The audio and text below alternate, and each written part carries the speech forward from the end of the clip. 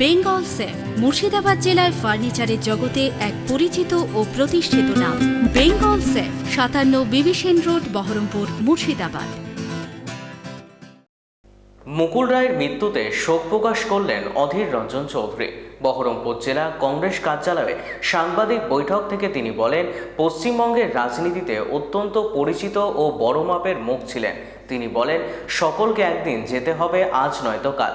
তার পরিবারের প্রতি আমার সমবেদনা রইল এবং তার আত্মার শান্তি কামনা করছি।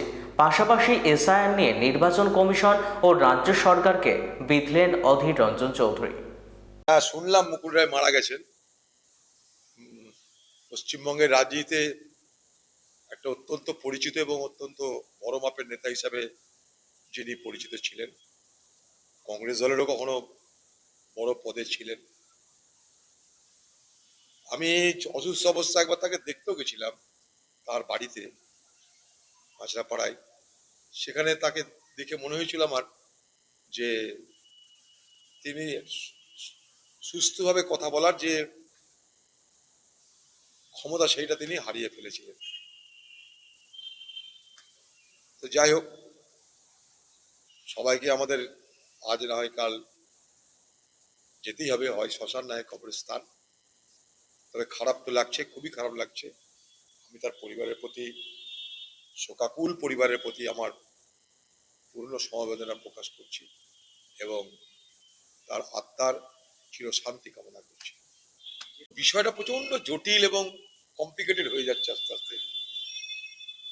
একটা সাধারণ প্রক্রিয়াকে কি করে অসাধারণ করা যায় তার চূড়ান্ত প্রমাণ দিলেও নির্বাচন কমিশন এবং পশ্চিমবঙ্গের তৃণমূলের সরকার। কারণ তাদের দরকার একটা ন্যারেটিভ নির্বাচনে। এর আগে 2021 নির্বাচন হয়েছিল এনআরসি আর এনআরসি, অর্থাৎ এনআরসি আনা হবে, এনআরসি রুখা হবে। এবারে নির্বাচনের ন্যারেটিভ তাই, এসআইআর আনা হবে, এসআইআর রুখা হবে। এই ন্যারেটিভটাকে, এই স্লোগানটাকে বাঁচিয়ে রাখার জন্য বিষয়টাকে জটিল থেকে জটিলতম করে দেওয়া হচ্ছে। আজকে সুপ্রিম কোর্টকে হস্তক্ষেপ করতে হচ্ছে, এটা আমাদের লজ্জা বলে আমি মনে করি। হাইকোর্টের বিচারকদেরকে নির্দেশ দিতে হচ্ছে, এটা আমি লজ্জাস্কর বলে মনে করি। একটা পশ্চিমবঙ্গের প্রশাসন আর দিল্লির নির্বাচন কমিশন, তাদের ক্ষমতা হলো না যে একে অপরের সঙ্গে সহযোগিতা করে যাতে মানুষের অসুবিধা না হয়, যাতে মানুষ হয়রানির শিকার না হয়, তার ব্যবস্থা করতে। এর থেকে লজ্জার, দুর্ভাগ্যের কিছু নাই। তাই তো আমরা প্রথম দিন থেকেই এই ধরনের এসআইআর এর বিরোধিতা করেছি রাহুল গান্ধী নেতৃত্বে, আপনারা সবাই জানেন। আর এই পশ্চিমবঙ্গ সরকারের দ্বিচারিতা, এটাও দেখছেন। আগেও বলেছি, আজও বলছি, পশ্চিমবঙ্গ সরকারের প্রশাসনের সমস্ত কর্তা ব্যক্তিরা দিদির কথায় উঠে, দিদির কথায় বসে। তারা সহযোগিতার বদলে বিষয়টাকে আরো বেশি জটিল করতে চাইছে। আমি জানি না বিচারক মন্ডলী এই জায়গায় কি হস্তক্ষেপ করে কি করবেন, আমার জানা নাই। কারণ তাদের এটা সাবজেক্ট বলে আমি তো মনে করি না। তবুও তাদেরকে তো সব সাবজেক্টে পারদর্শী হতে হয়, কারণ তারাই আমাদের বিচারক, তাদেরকে মানুষ ভরসা করে।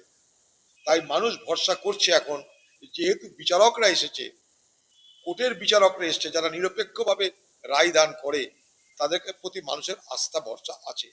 তাই বিচারকদের প্রতি এই আস্থা ভরসা নিয়েই অনেক মানুষ, হাজার হাজার মানুষ, তারা আজকে অপেক্ষমান।